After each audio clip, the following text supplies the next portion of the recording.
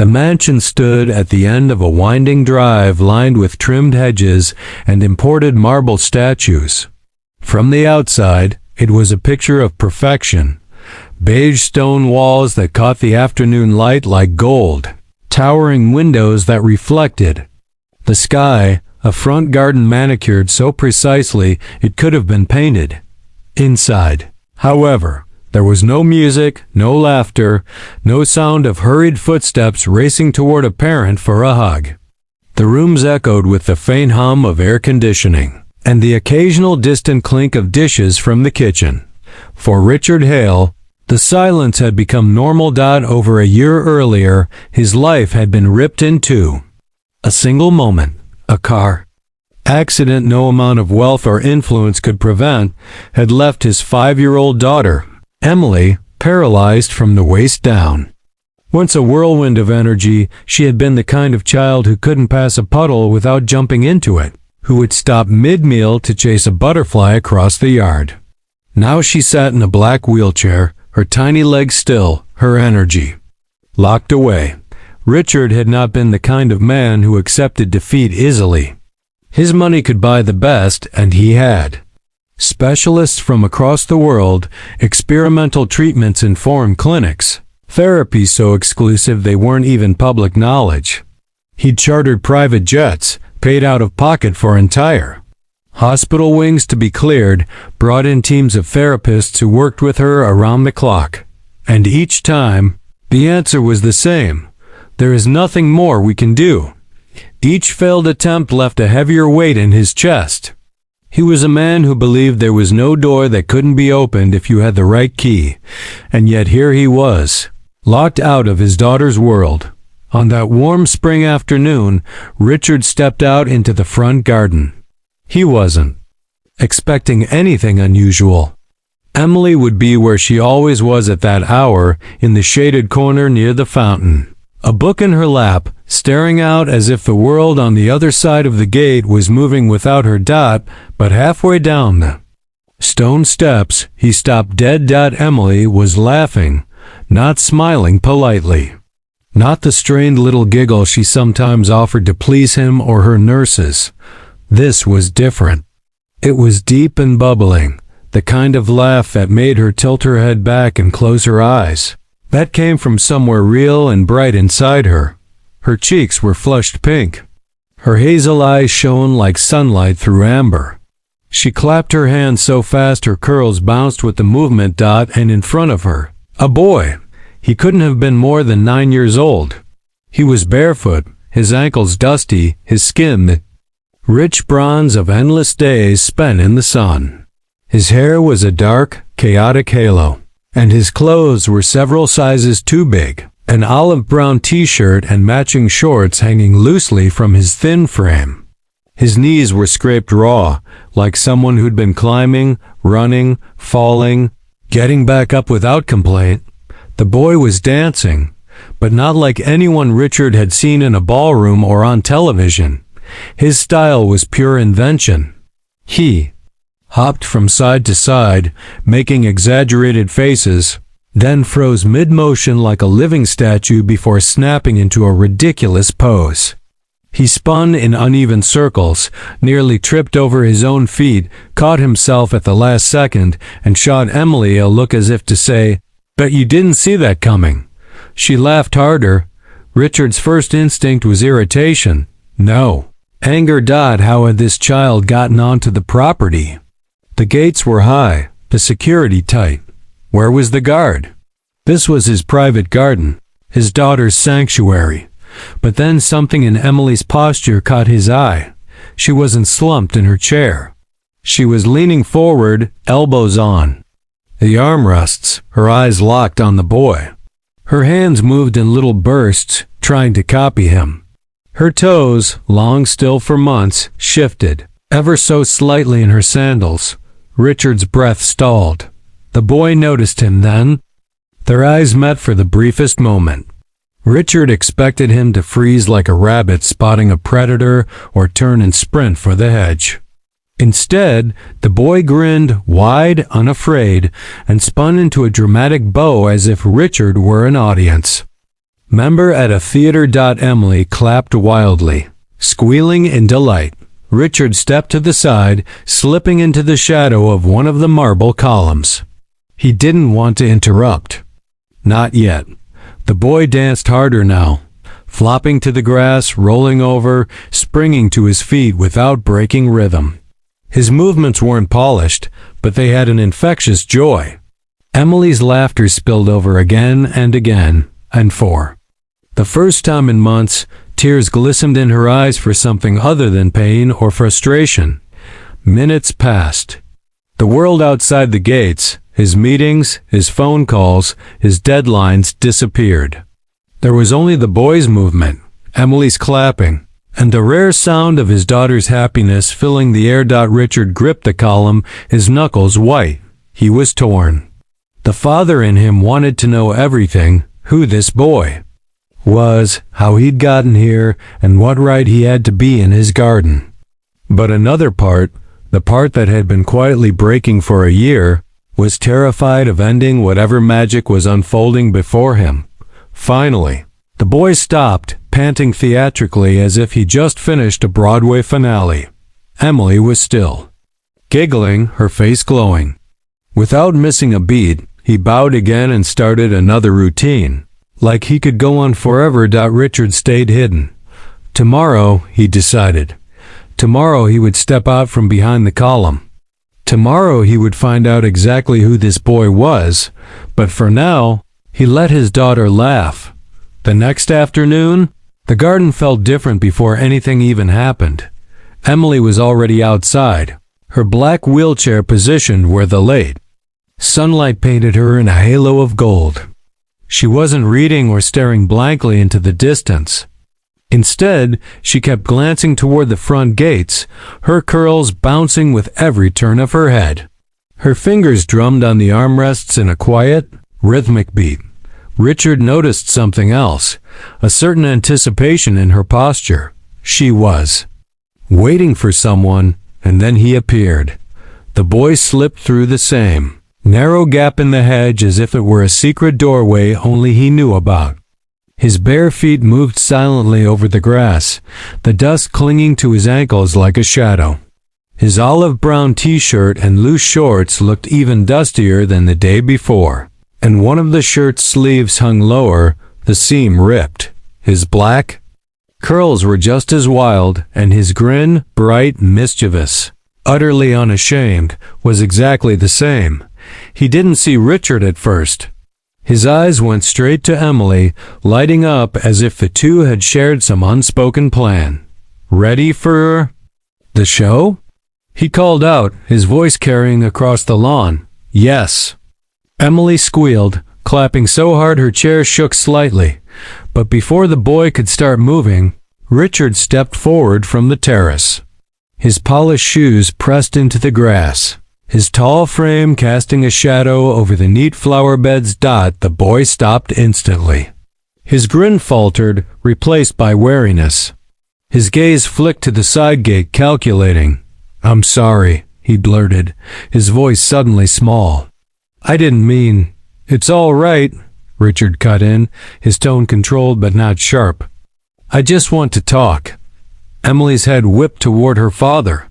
The joy in her eyes turned to alarm. "Daddy, please don't make him go. He's my friend." The word friend struck Richard like a sudden gust of wind. His daughter hadn't called anyone that in over a year. He crouched down until his eyes were level with the boy's. "What's your name?" "Jay," the boy said. After a short pause, "How old are you, Jay?" "9, I think." "You think?" Jay's gaze slid to Emily, then dropped to the grass. His voice was quieter now. "I don't have, a birthday cake or anything. Nobody ever told me." Richard's chest tightened at the blunt honesty in those words. "Where do you live?" Jay hesitated. His small shoulders lifted in a shrug. "Around. Sometimes the old bus station. Sometimes in the laundry room at the apartments if no one's there. I just find places."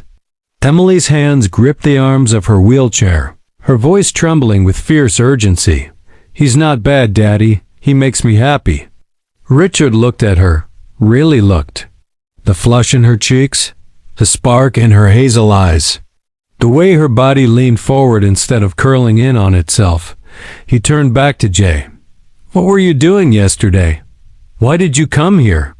Jay's voice was careful at first, like each word was a step over thin ice. "I was walking by, and I heard music from your garden. I saw her sitting there, looking." He trailed off, searching for the word. "Sad." He shifted from one bare foot to the other, the grass bending under his toes. "So I started dancing, just, on the other side of the wall. Thought maybe she'd laugh. And she did. So I kept going. Then she told me to come closer. I wasn't trying to take anything, sir.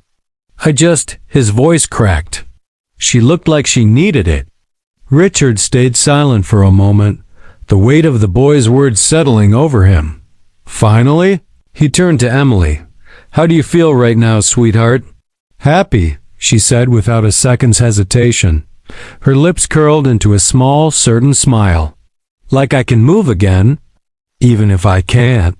Richard's eyes dropped to her bare feet. And there it was, a twitch. Small, fleeting, but undeniable. The father in him wanted to leap at the possibility, to demand answers, to take action immediately. But the man who had just witnessed his daughter's first unforced laugh in a year knew better than to rush. "Jay," Richard said slowly, "do you come this way often?"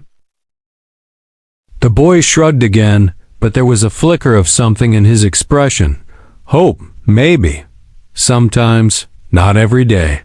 "Depends on where I'm sleeping," Richard nodded. "All right. Then here's what we'll do. You'll come back. Tomorrow, and the next day, and as long as you want." Jay blinked, uncertain if this was a trap. "I can just come here?" "Yes."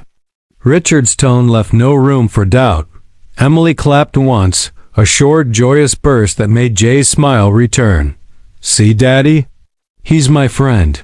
Richard straightened, looking between them, his fragile, determined daughter and this barefoot boy who had crossed into their lives by accident. Or maybe not by accident at all, that something had shifted. And for the first time in a long time, Richard was willing to let hope in, even if it terrified him. Richard didn't sleep much that night. He kept seeing the twitch in Emily's toes, the flush in her cheeks, the way her laugh had filled the air like it used to, free, unself-conscious, alive. It haunted him in the best way possible. By morning, his mind was made up. He called the head of security to his study, a man who had worked for him for over a decade and was used to clear, firm orders. "If you see a barefoot boy with black curls and a smile that looks like trouble," Richard said, "you let him in, no questions." The guard blinked. "Sir, the one who slipped through the hedge yesterday?" "Yes, him." That afternoon, Jay appeared again. He arrived the same way as before, through the side hedge, barefoot and quick. But this time, he didn't glance nervously around or hesitate when he saw Richard standing on the terrace. He gave a small nod, almost like the silent acknowledgement between two performers before a show begins. Emily clapped as soon as she saw him. "Jay!" He bowed dramatically, then burst into a chaotic sequence of movements, half dance, half comedy. 1 second he was pretending to be a clumsy waiter spilling drinks. The next he was balancing on one foot, arms out like a tightrope walker. Emily's laughter rose higher with every move. She started clapping in rhythm, and Jay matched his steps to her beat. Her small hands waved through the air like she was conducting the performance, her head tilting back as if the sun itself had joined in. The days began to fall into a pattern. Day 2, Jay came, with a bent soda can. He told Emily it was a crown, set it on his head, and danced like a king who had no idea how to behave in a palace. She laughed so hard she nearly tipped her chair backward. Day 4, he arrived with a single marble, cloudy green, scuffed from years of use. "Magic," he whispered, placing it in her palm. "It makes you laugh faster."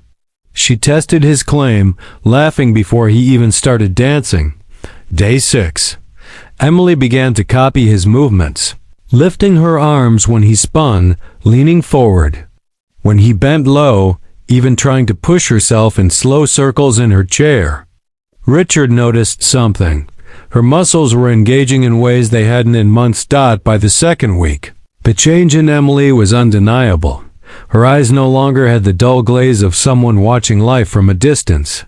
Her skin had more color. She smiled without prompting. And sometimes, when Jay got particularly silly, her feet moved inside her sandals. Not much, but enough to keep Richard's hope alive. It wasn't just Emily who changed. Jay, too, seemed to be softening into this new rhythm of life. The restless alertness of someone used to the streets, always scanning for danger, always ready to bolt, began to fade when he was inside the gates. He didn't flinch at sudden noises anymore. He started arriving earlier, staying later. Richard never told him to perform. Sometimes Jay danced. Sometimes he told ridiculous stories about imaginary adventures, fighting off pirate cats, discovering an underground chocolate river, rescuing a lost penguin from the post office. Emily believed every word, and Richard didn't have the heart to break the spell. One afternoon, Emily's doctor came for her regular checkup. The man was efficient, clinical, the kind of person who rarely looked surprised. Yet after examining her, he straightened slowly, his brow furrowed. "I don't know what you've been doing," he said to Richard, "but keep doing it." Richard raised an eyebrow. "Why?" "Her muscle tone is improving. It's slight, but it's there. And her emotional engagement. It's rare in cases like this. Whatever's happening, it's helping." Richard didn't say a word about the barefoot boy in the garden. But when the doctor left, he found Jay sitting cross-legged on the grass, balancing the magic marble on his forehead to make Emily giggle. He stayed where he was, watching, and then came the breakthrough. It was a golden afternoon, the kind where the light turned soft and warm, wrapping everything in an amber glow. The speakers in the garden played an old jazz tune, the kind with a swinging beat and playful brass. Jay was in his element, twirling, stomping, flopping dramatically, only to spring back up with exaggerated flair. Emily clapped and laughed, swaying in her chair, her curls bouncing. Then, without warning, she placed her hands firmly on the armrests. Her little face tightened with determination, and she pushed. Her body lifted. Richard froze. For 3 full seconds, her legs bore weight. Her arms trembled with the effort, but she stayed there, halfway out of the chair, her feet pressing into the ground, before collapsing back with a gasp. I did it," she panted, her eyes wide with shock and pride. Jay whooped, spinning in a wild victory dance before dropping to his knees beside her. "You're amazing." Richard was already there, kneeling on the other side. His throat felt tight, his vision blurred.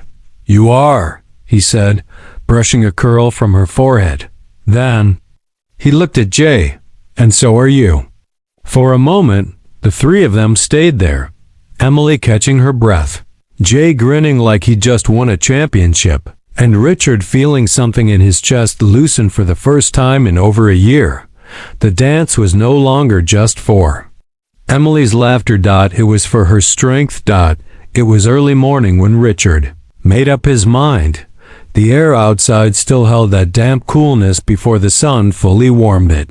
From his study window, he could see the garden, the exact spot where Jay always danced. A patch of lawn worn slightly bare from his constant movement. Richard knew what had to be done. He walked down the corridor toward Emily's room, the faint creak of the floorboards under his shoes reminding him of the years when he used to tiptoe past her door so he wouldn't wake her. But now, when he entered, she was already awake, sitting up, eyes bright, staring out at the garden like she was waiting for something. "Is he coming today?" she asked immediately. Richard smiled. Yes, and he's going to keep coming. Her eyes lit up, but before she could speak, the sound of bare feet slapping against the flagstone reached them. Jay appeared, breathless, curls wilder than usual, his grin stretching wide. "Morning, boss," he called, saluting playfully. Richard raised an eyebrow. "Boss?" Jay shrugged. "Well, you are the one who lets me in. And yesterday you said I was amazing, so I figured maybe I'm hired?" Emily giggled. "Daddy, is he hired?" Richard didn't answer immediately. Instead, he led them both into the garden, where dew still clung to the grass and the air smelled faintly of jasmine. "Jay," Richard said slowly, "I want you to be here every day. Not just to dance, but to spend time with Emily, to teach her whatever you know, and I'll pay you for it." Jay's eyes flickered, suspicion warring with hope. "You mean, like a job? Here? Inside this house?" "Yes," Richard said. "But more than a job. A place. A role. You've done something no one else could. You've brought my daughter back to life." The boy shifted from foot to foot, as if unused to standing still under such direct praise.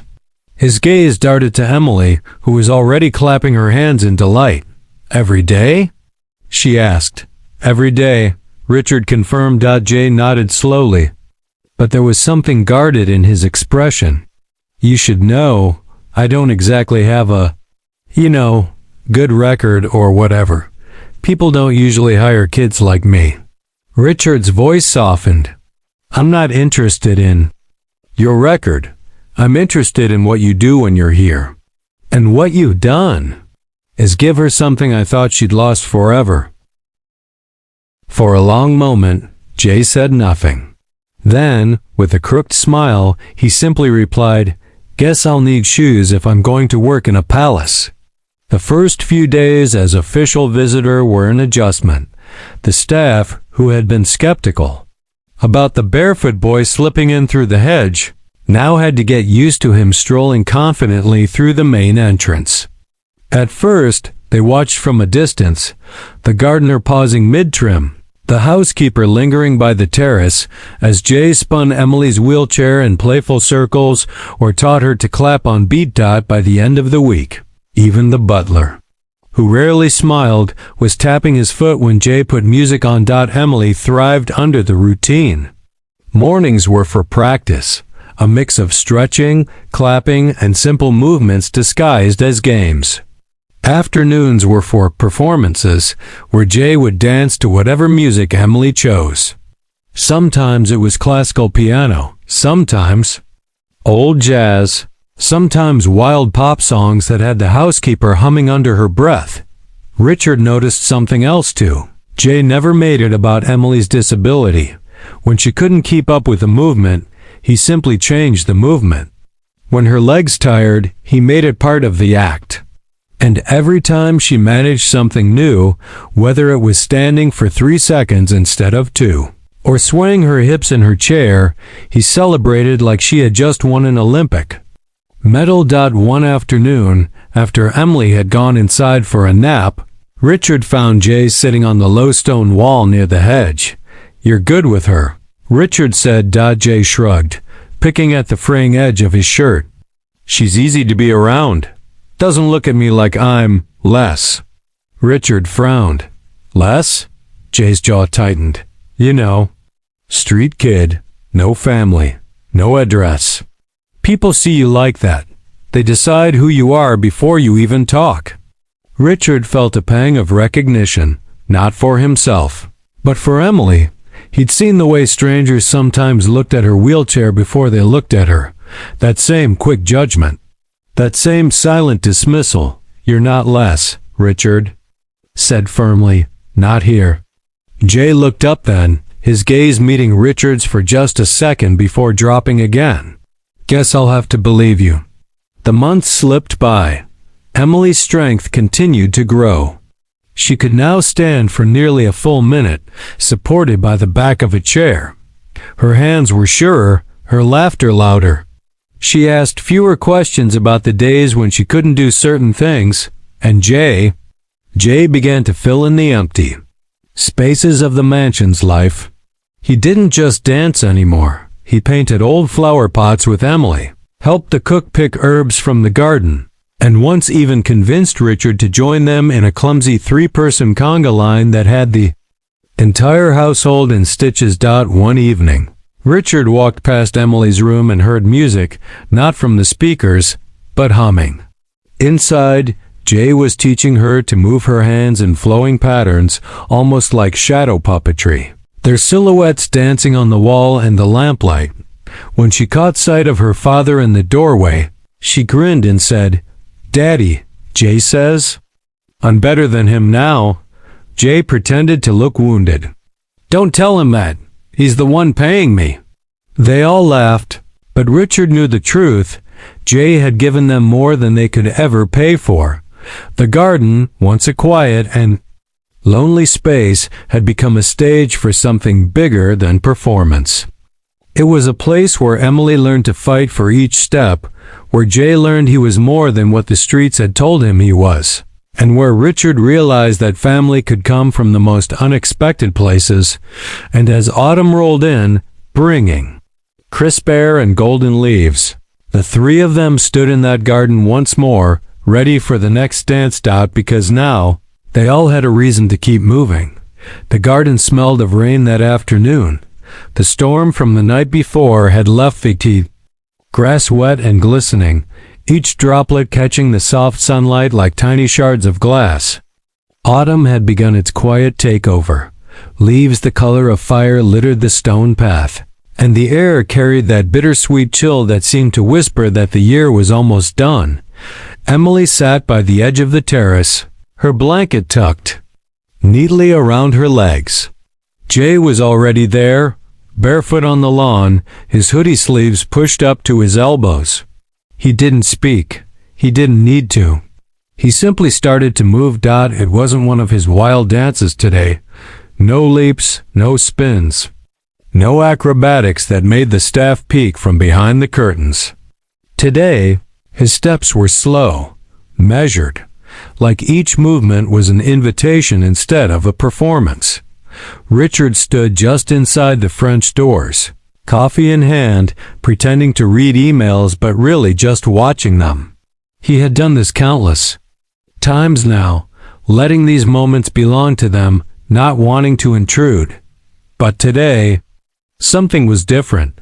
Jay wasn't glancing at Emily to make her laugh. He wasn't teasing her with exaggerated moves. He was waiting, holding the space between them like it was a secret. Emily's hands gripped the arms of her wheelchair. Richard noticed the small shift in her posture, the way she leaned forward ever so slightly, as if her body was considering something her mind had already decided. Jay's right foot stepped forward, slow, deliberate, his body swaying in a steady rhythm. Emily's eyes followed his every move, and then she began to push herself up. Richard's breath caught in his throat. She had done this before. Yes, brief stands, always with support, always ending quickly. But this was different. There was no one holding her, no walker, no rails. Only her. Hands on the chair and Jay's gaze locked on hers. She rose inch by inch, her knees trembling, her breathing sharp. The world seemed to go silent except for the quiet scuff of Jay's steps. When she was fully upright, her hands hovered above the armrests. And then she let go. It was only for a second, but it was enough. Richard's chest ached as he realized she wasn't just standing. She was moving. Her knees bent slightly, her hips shifted, small, subtle motions that matched Jay's rhythm. Her face broke into a smile so wide it seemed to light the garden itself. "I'm dancing," she whispered, more to herself than to anyone else. Jay grinned like he'd been waiting his whole life to hear those words. "Then dance with me." She took one step, then another. They were shaky, unsteady, but they were hers. Jay moved with her, adjusting without making it obvious, his hands out, not to catch her, But to be there if she needed him. Richard stepped outside, his coffee forgotten on the table. He wanted to help, to steady her, but something in her face stopped him. This was not a rescue. This was a victory. And so, he didn't hold her up. He joined her. The three of them swayed under the open sky. No music but the sound of leaves rustling in the breeze. No audience but the roses and the early autumn sun. They stayed like that until Emily's legs began to tire. Jay caught her. Before she could sit, spinning her gently in his arms until she was laughing so hard she could barely breathe. Richard's laughter followed, rusty from disuse, but real. When she was settled back in her chair, Emily looked between them. Tomorrow? She asked, a little breathless. Tomorrow. Jay promised. And tomorrow came. And the day after. And the day after that. The garden became their meeting place, their rehearsal space, their world. Some days she took only one step. Other days she surprised them all, walking halfway across the grass. Each time, Jay celebrated as though she just won an Olympic medal. Soon the staff began drifting outside during their sessions. The gardener took longer trimming hedges. The cook just happened to check the herb beds. Even the butler, who had once looked at Jay as though he were a misplaced stray, began pausing by the window to watch. Richard started to see something he hadn't understood before. Safety was important, yes, but joy was just as essential. And joy, he now realized, had walked into their lives barefoot, with restless feet and a heart big enough to share. One frosty morning in December, with the garden edged in silver and their breath visible in the air, Emily took 5 steps. Then 6. Then, without warning, she twirled. It wasn't graceful. It wasn't steady. But it was a twirl nonetheless. For a heartbeat, no one spoke. Then Jay whooped so loud it startled a bird from the hedge. Emily's laughter rang out, and Richard, standing there with a scarf around his neck, felt the kind of happiness that didn't come often in life, the kind you hold on to forever. Years later, people would still ask Richard how his daughter had learned to dance again, and every time he would think of that day, of the smell of rain in the garden, of a boy who had nothing but gave everything, and of a girl who refused to let her body decide her limits. He would think of Jay's face, not pitying, not cautious, but seeing her as a partner. And he would remember this truth. Sometimes the people who change our lives don't arrive in polished shoes or with impressive resumes. Sometimes they come barefoot, carrying only music in their bones and enough hope to share. That day on, Emily and Jay never stopped dancing. And neither, in his own quiet way, did Richard.